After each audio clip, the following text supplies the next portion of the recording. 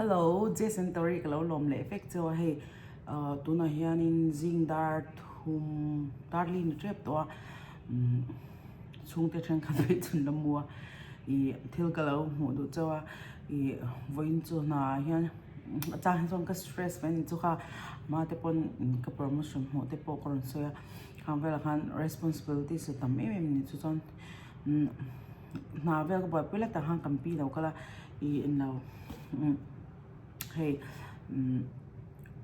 min du sak tu ten mo he na thok tha an tiang te tiang hi bot an nei cho bot min kha wow of wall an ti ta wow wall of wow wow kan tiang ha an nei ta chuanin I winner ni a min ti ni chu chu hei ka tiang mi na min comments number na hei du na a tho dang ka du tiang mo dang ha ka winner kan ya ka video lo en thin chu in shanga ni kum ni tang ka sha khan ka dong to boka chuan hei kalau hong chana ma se video siam ang ka ti le a chuan kan sha tu chu thil hi hei tan bek ta pi ka dong ta kan sha tu chu thil hi I brand traffic ni ma se kan company a chuan entirna hei tu na mi te hi customer a khan an shal thei don ta lo ni chu a chia ni chu ma se brand chal tuk Italian hair dryer a chung la traffic tiang kha ke ma ni tiang hei lawm man te min pek thina chuan a chang min pe thina chang le min le tir thina ka kha lo la shalo te nom ta pin tuna hei lian ber hi kan hong sa a chung mi la en kim vek lawa a then chu hi mang sa a lian ber bok sa hong chu na video kha ron ti ve ka du sia ka lo lo hin hei ti la ka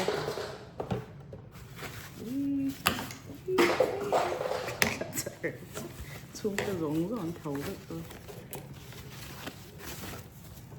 ui hệ blow dryer thật gì hiện tại made in Italy thì aman cái Ford don lâu xíu mà tiếng thì hệ cho vàng em ui tiếng hair dryer try đâu cũng thật sự professional mang tắc anh yang brand hi Babyliss Pro thì nha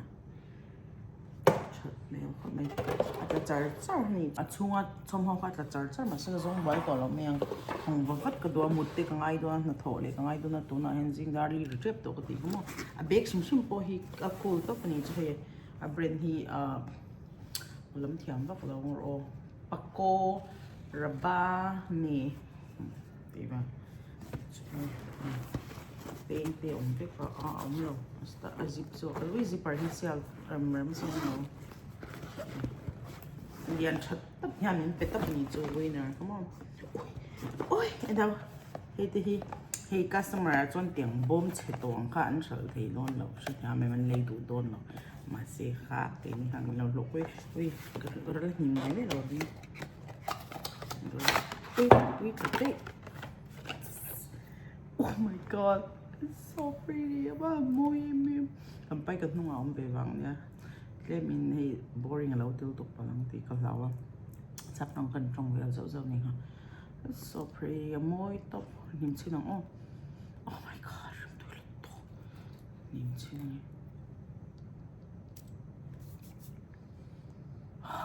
oi very tu yang ka ni kuma winner ka ni khanin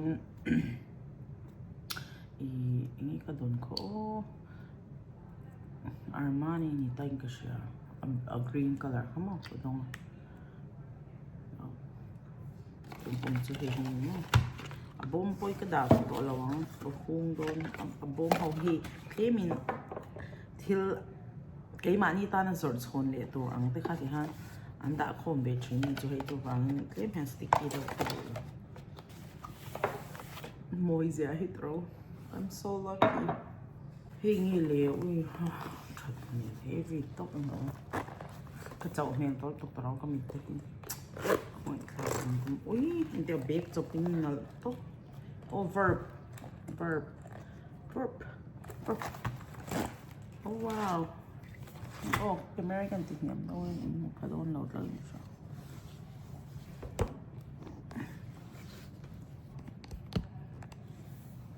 đậu ham cái em hụt thấy rồi cái camera ha cái đã sang mà cái hi verb tin ya bag nên hian cho nên sung à hian wow shampoo le ui nghe conditioner cho nên ui để oil khi nó heat oil thì sắm bộ người sát lúc tục tan cho anh mang nghe ngay chỉ không cho nên sắm tia nọc ring ang chỉ tan mang tu sẽ vắt lâu hơn về thì chúng mà sẽ thốn nhị tổ sum sum vàng cái lồng trái vị tấp của bị cái base lâu sum sum wow what's that hey anh đâu nang ni customer ni tao lên lấy đủ tóm mình thì hey miếng thì mua hi nòm lâu mà sẽ cần tan cho anh thì cần lấy em áp con em lâuตัวlệ body makeup foundation ang sunscreen tel nga ui mang cha heavy no checks don ni hama se ui ko ra be lang kai do to kai chu ko pe ba ko oh my god ui cute heavy to kan hong yo thân cho bom tên này tổ lắm mà bom ống lầu các tôn sợ thầy tổ big xí lâu này cho khang cắn bản này thầy tổ mà sẽ expire ang các tổ ăn sợ tiệt mà mình pe qua phần lầu về thôn ôi cute gì ấy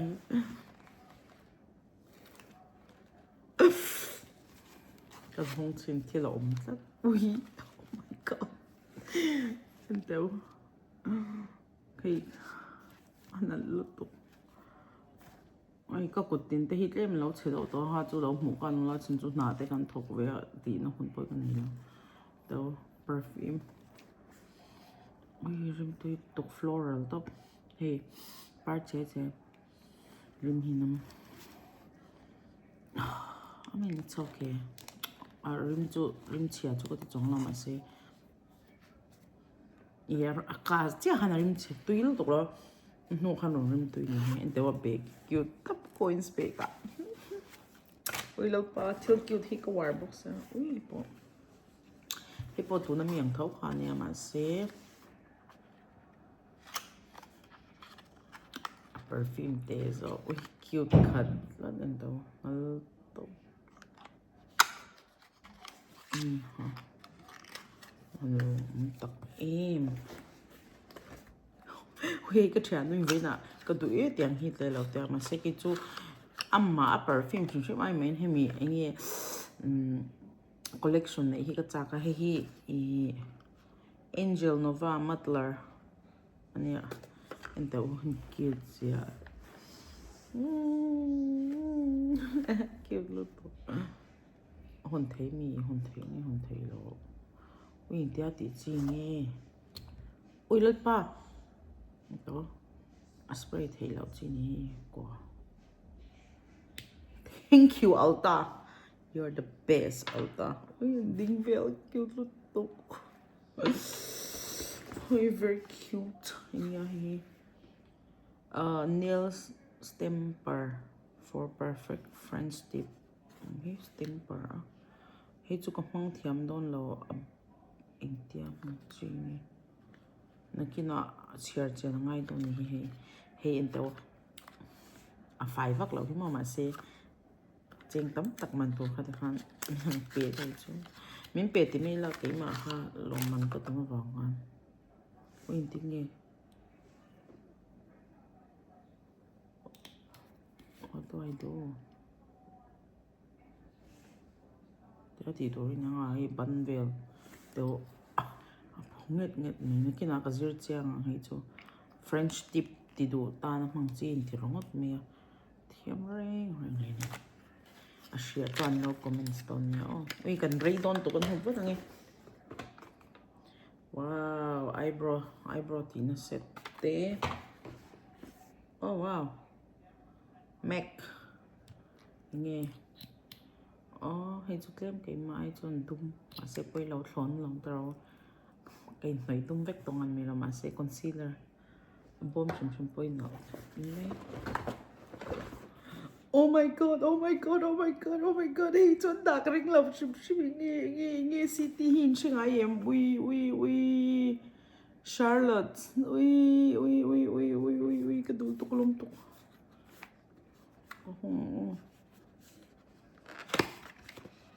ui ôi lâu rồi con ăn là gì chui cái chết tóc cái mày ui hú chắc tụi em มีผลลัพธ์อะไรเป็นเช็คยังไงมาผลลัพธ์คุยมวยแล้วกันไหนภาคไงเราตัวอุ้ยแล้วปากล้มตัวแต่ว่าเบรนเนี่ยอุ้ยมวยเสีย it's so beautiful oh my god งี้ปกติเราอุ้ยงี้ air bracelet love oh my god blusher นี่ oh my god, oh my god, I don't know the price.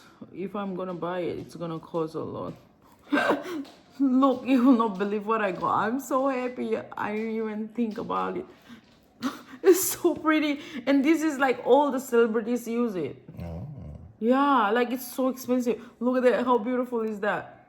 Look at that. Oh my god, it's so pretty. I think I'm gonna cry because it was so beautiful. Like so beautiful ever, baby. They did a good job. Oh my god, look at the brand. Like all the famous people use it. Like I would not spend money because it's so expensive, like you know, to pay for it. I'm so happy. And then look at the brand. Not Katy Perry? No, CD. This one. Next one, hey, body strap. Among arang mundo with change. Oh, imbola. Right. Oh my god, look, Ariana Grande perfume. Oh my god, this is like my birthday ever. Oh my god, this is, oh my god, look, Anastasia Beverly Hills set of eyebrow. I like, I don't know, what's that? There's big. Oh, look what I got, Barbary.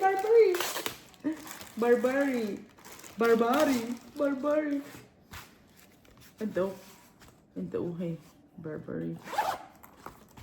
Oh my god. Uy, ha. Trangkay le donut tok mo. Oh my god. Over mama ni. Uy, hourglass.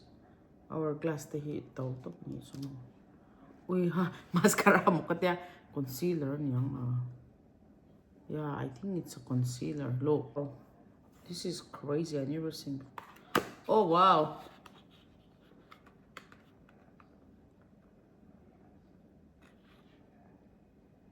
What is the meaning of technologies? Technologies? No, Tanologist.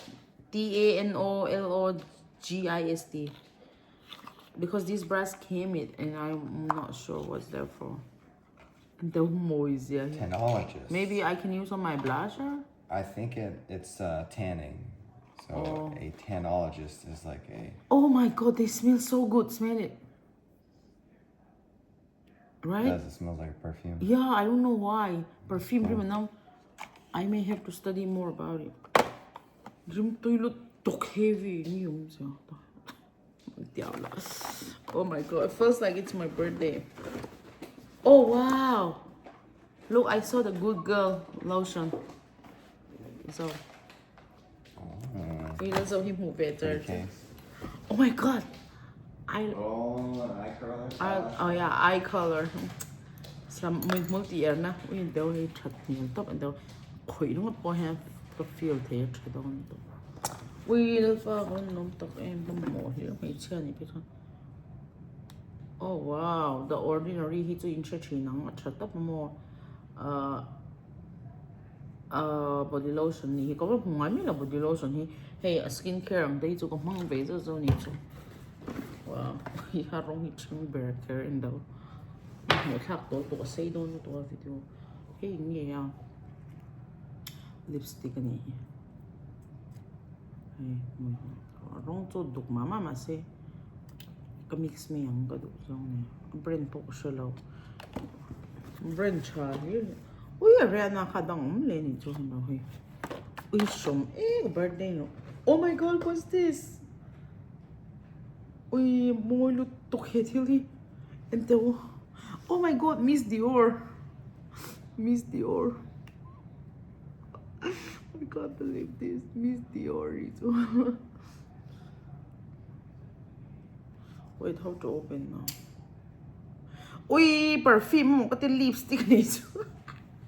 Hey, lipstick lawm Dior. Uy, hindi buom hinal. Hindi ko po'y chilek niya nga. Uy, la chun ha. Uy, yung siya.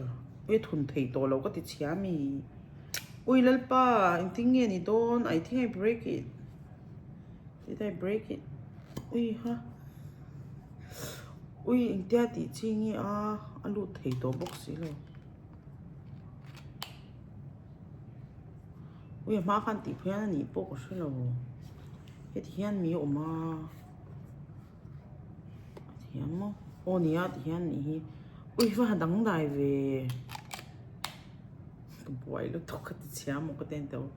Ngල් lẽ đồ perfume một tên thì thấy đâu. Không về là. Cái rình lâu đấy hình nhiều. Laura eye color Laura Mercier mi eye color in terong at me hong swal fo me ka thil hong hi oi hi ka tum lo cái her cái her chat te ni chu in al don lo tuk ti vel to ni ai di han chau the mo okay thinare mi to ani lo da ui hi lian do khat lo ui en te u hey here what hat me về hey lamp UV lamp so nail polish set nen ui Lalpa ni lo ui en tao hey om fake anh hi chal to cái nail polish ka na nai pon mang thin mo he prep na te so ni top coat nail polish tak chu om lo ni ha top coat le base coat ke lo mo mà xe cái này tổ thọ cái thằng ngái lâu sủng nó có cái máy bao ngày cái tiếp về mình gel polish cho nên hay chung à cắn nổi na về thì phải là to lệ đang về nên nó hay chú đã thật chi nữa chẳng mong bóc lỗ em thấy cute gì à Armani very cute ông chị không ui ngày tấu mi pa mang chi ni cho không tôi về ôi bà lệ tụi con bà heavy nghe pa mang chi tem bẹt để là phần bẹt ui hi mua mang cái này to không hiểu cái bẹt hắn lo mà rong sang pa ni cái này to mo hi tu na hen rom le hi chu rong hi dal to pa ma se mo te a rei te la an nal tu lang kha ni shem thì hắn mặt như thế này mấy nuam top mom xí lâu dry box xí lâu nha ui cái phần đồ đặc color pop mi này thì chú cái sao mà xí rong thì mình tất cái lâu lên này rồi em đâu hay chat biệt của giấy tôi nghĩ lấy tuồng xem được không bên lệ ui perfume một cái tên lotion này Coach Dream Sunset đấy perfume lotion bằng cả anh khung để rồi phải không ui cái phốt nó sẽ tối toa wow ordinary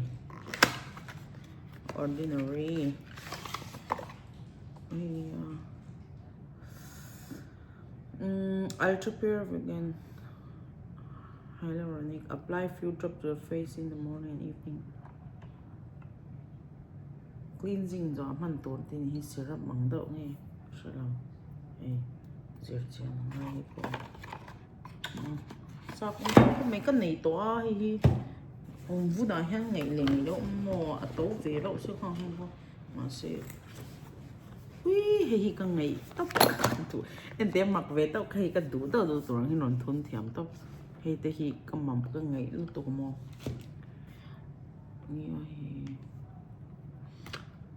ui em tao cute gì à hi lip gloss nghe lipstick nghe em thì nghe nhiều lắm hi em đâu anh nào tóc anh mãi mua hay cần tít xoạc nhau anh xoạc trẻ hay vì kiểu lúc tóc khát lắm anh mãi vì rim tôi tóc ấy thăm này vì cái lụt thấy to lâu tiếng nghe này đôn vì lụt thấy to lâu xoạc cho mà thấy này chú vì cái tít chừng quá đôn ha vì bể rồi ôi lúc tóc khá đấy